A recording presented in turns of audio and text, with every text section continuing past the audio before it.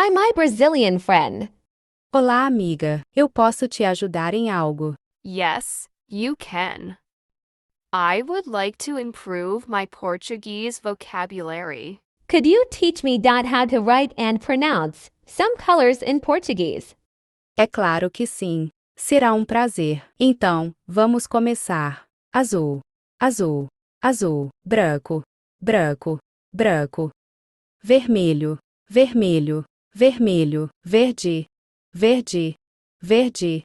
Amarelo, amarelo, amarelo, rosa, rosa, rosa.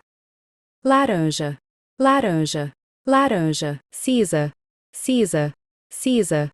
Roxo, roxo, roxo. Marrom, marrom, marrom. Thank you very much. Friend, you have helped me a lot. De nada, disponha, amo ajudar. See you later. Até mais. Subscribe to the channel and activate the bell.